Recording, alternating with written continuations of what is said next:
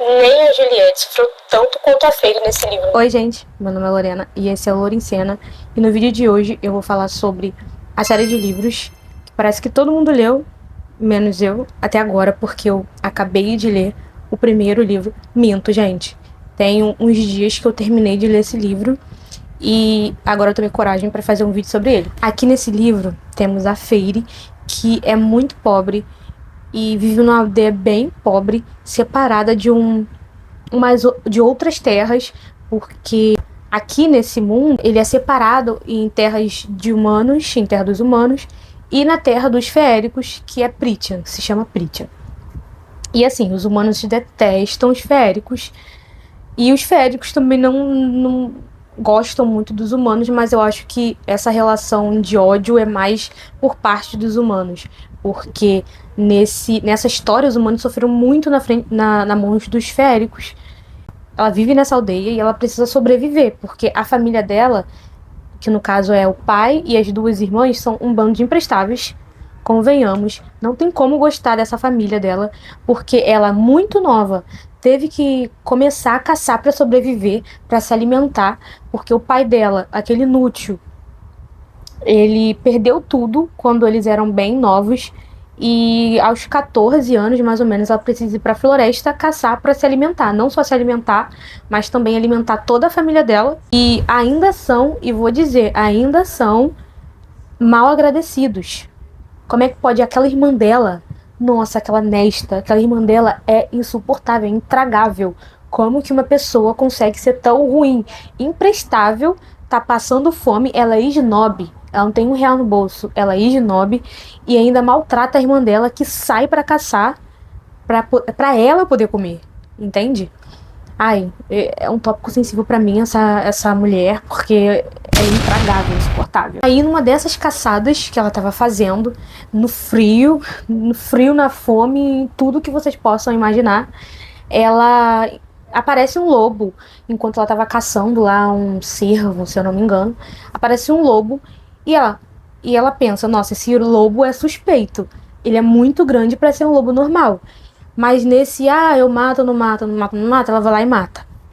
Mata esse lobo, arranca a pele dele para vender. E porque ele é enorme, né? Então dá uma venda muito boa. Ela desconfiava que esse lobo não fosse um lobo mesmo, seria um feérico, mas ela matou mesmo assim. Ela até usou uma flecha especial que ela acreditava que poderia matar um feérico. Então ela desconfiava fortemente que era um feérico. Mas assim, né, gente, isso teve consequência, porque um dia depois, ou na mesma noite, apareceu um animal maior ainda na casa dela, reivindicando ela, porque matou um feérico, e esse feérico era amigo desse grão-senhor, que a gente descobre que é um grão-senhor, dessas terras em Prythian, que é a corte primaveril. Ele reivindica e fala que ela precisa ir com ele, porque é basicamente uma vida por uma vida, isso e aquilo. Ela até pensa que ele ia se vingar ali e acabar tirando a vida dela, mas não acontece isso. Ele fala, olha, não vou tirar sua vida, você pode ir lá morar comigo. Aí você fica, ela matou o amigo dele e ele vai lá e leva ela pra casa. Mas enfim, ela acaba indo para esse lugar que é a corte primaveril em Prythian, do outro lado da muralha, nessas terras feéricas, e vai ter que viver lá. E ela vive muito desconfiada, porque obviamente ela matou esse amigo dele e ele leva ela para casa. Ela achou que ia ser uma escrava, qualquer coisa, e não é o que acontece. Ela acaba virando uma convidada mesmo, ele dá do bom e do melhor pra ela, e ela sempre muito desconfiada. Magrinha, coitada, magrinha, surrada, com as roupas surradas e tudo mais. E ele vai lá dar roupa nova pra ela, dá tudo, e alimenta ela muito bem. Só que ela, assim, ela quer ir pra casa, porque é um lugar desconhecido, ela detesta os feéricos, todos os humanos detestam feéricos. E a todo tempo ela está tentando fugir, porque ela acredita que a família dela está desamparada, porque só ela que caçava naquele lugar, que ninguém tinha coragem de levantar um dedo para fazer absolutamente nada. Então a sobrevivência deles dependia dela. Mas o Tamlin, que é o Grão Senhor, ele falava que tava ajudando a família dela, que a família dela tava comendo do bom e do melhor, tava vivendo do bom e do melhor, e ela não acreditava. Mas aí a história vai avançando e ela vai confiando, né? Confiando nele. E ela acaba com essa obsessão de ter que ajudar a família dela e vai viver a vida dela, já que não tem muita escolha, ela tem que ficar lá, então ela vai fazer alguma coisa que ela gostava, e ela gostava muito de pintar. Ela começa a pintar e ver a vida de uma forma mais bonita lá na corte, e vai conhecendo o Tanley, o Lucian, que é o amigo do Tanley, que vive lá com eles, vai conhecendo a corte, as terras que são muito bonitas, e nisso ela vai se apaixonando pelo Tanley. E tem uma cena que eu gosto muito, na verdade, todas as cenas que ela interage com o Lucian são as minhas cenas favoritas. Só que uma cena favorita minha é quando tá tendo um ritual dos feéricos, uma coisa assim importantíssima, que é pra celebrar a fertilidade da terra, se eu não me engano, que é a Noite da Fogueira. E ela não pode de jeito nenhum ir pra esse festival, não pode.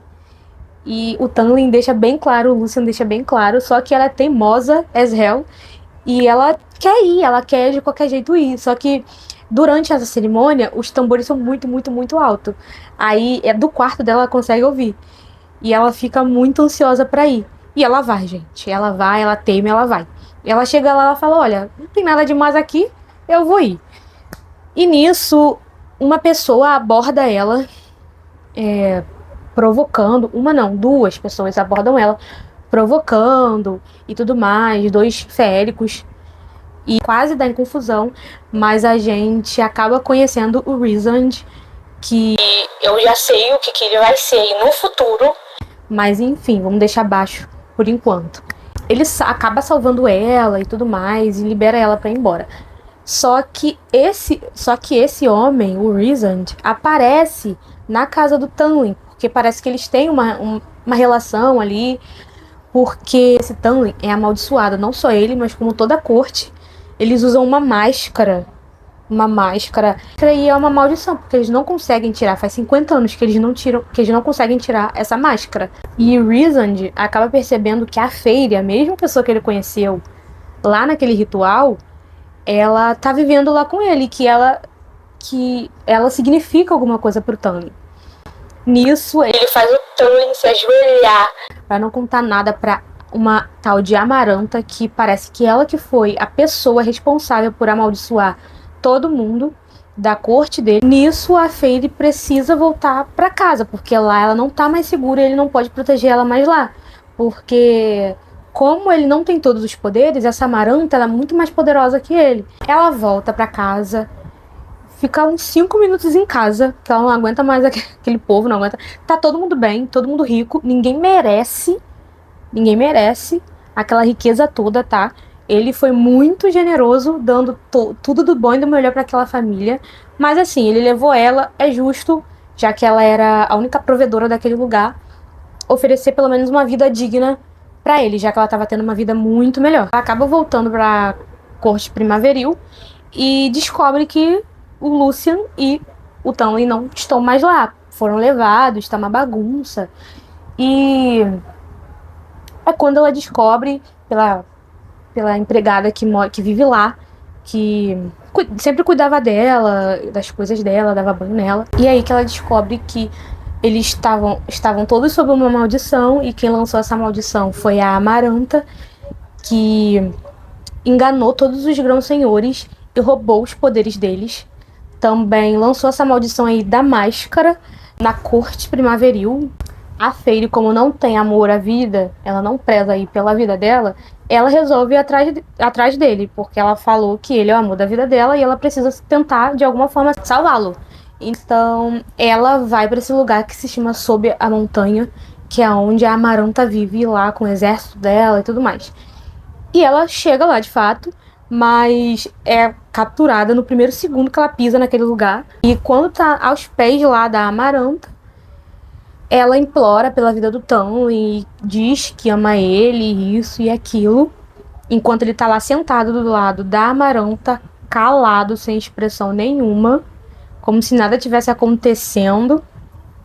E a Amaranta fala, ok, eu libero o Tamlin, libero todo mundo da maldição, se você cumprir essas 3 tarefas que eu vou te dar em 3 meses e sobreviver ou resolver essa charada. Aí ela deu lá a charada, uma charada que era realmente muito fácil, descobrir no primeiro segundo qual era a charada, mas ela infelizmente não consegue, porque, detalhe, ela não sabe ler, uma infelicidade, tá? Ela não sabe ler, então acredito que ela tenha essa dificuldade de interpretação. E o primeiro desafio chega.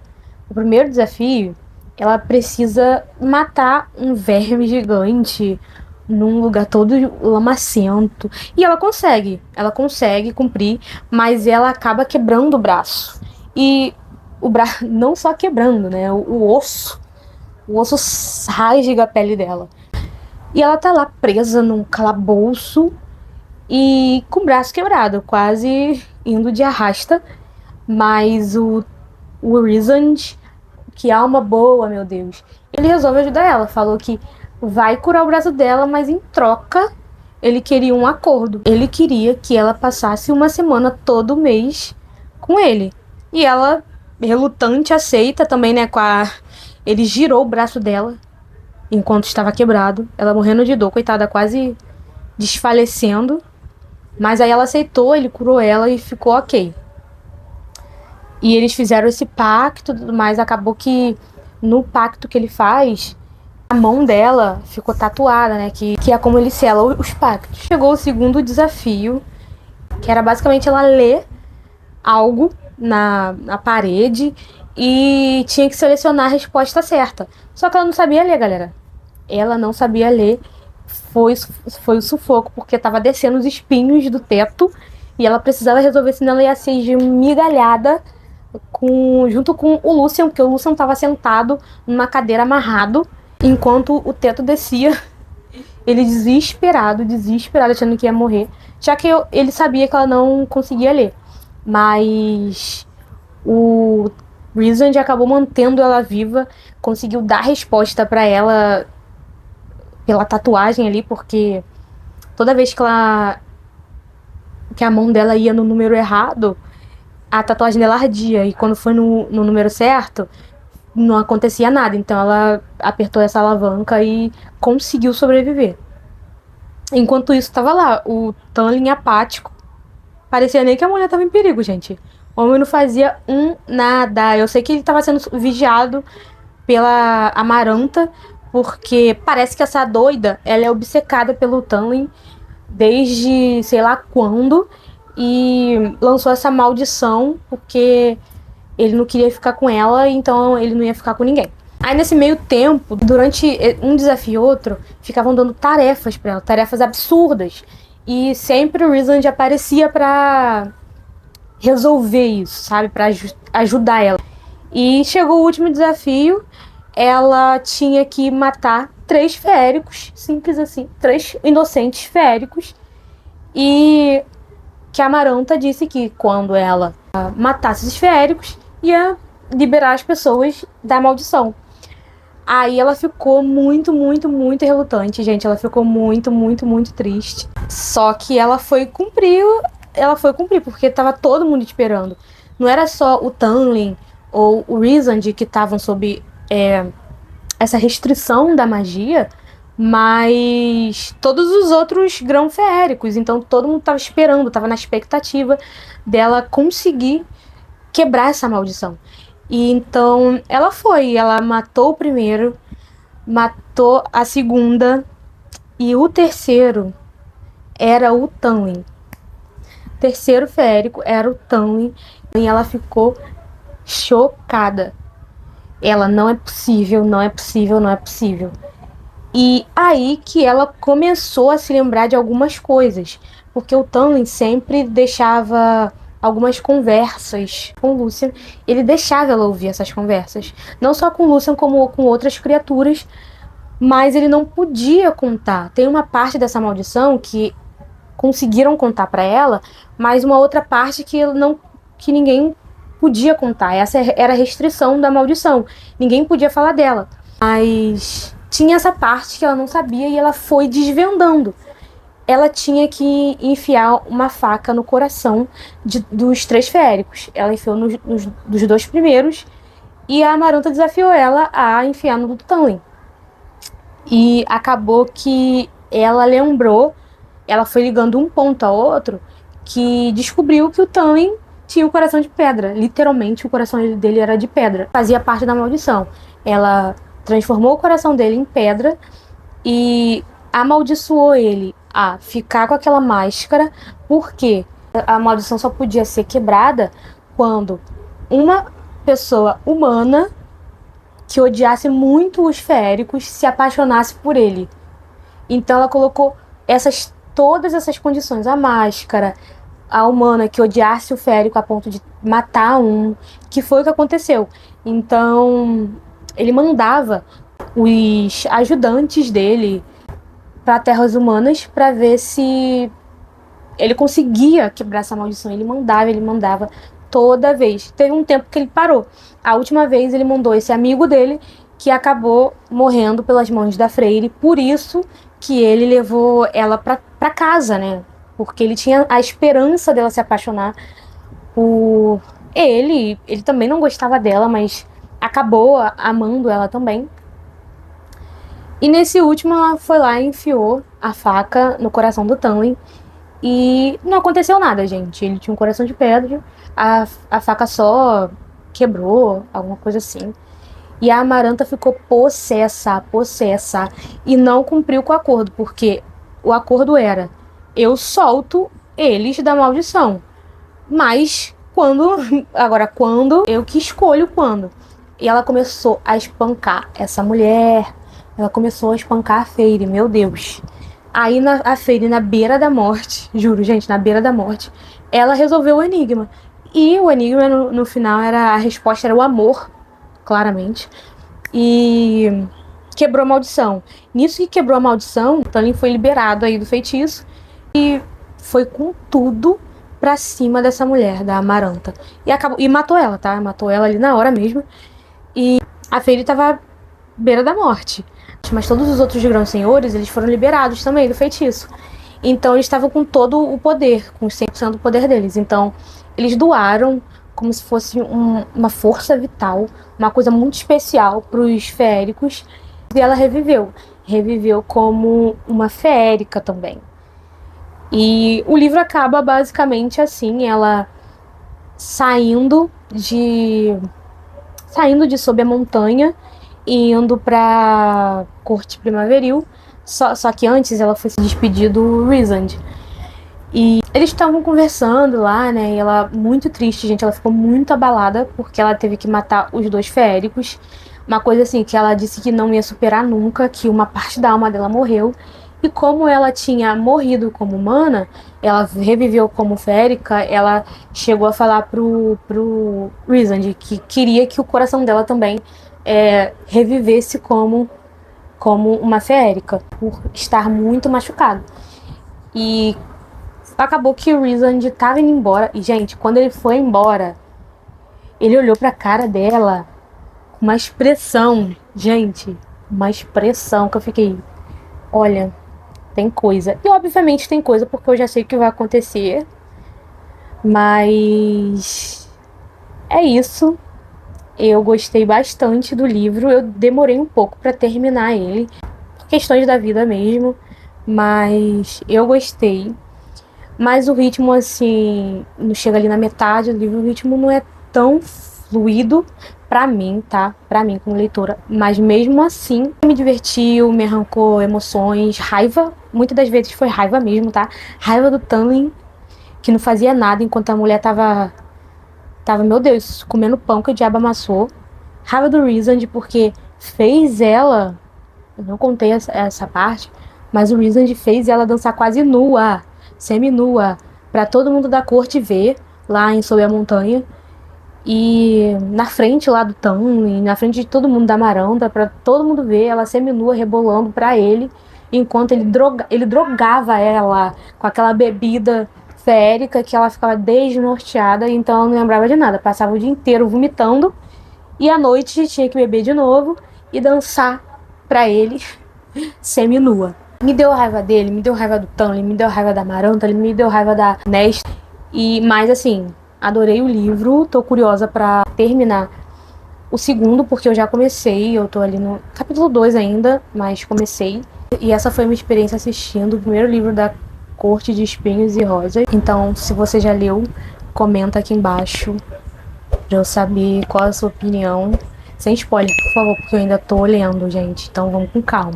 Beijos!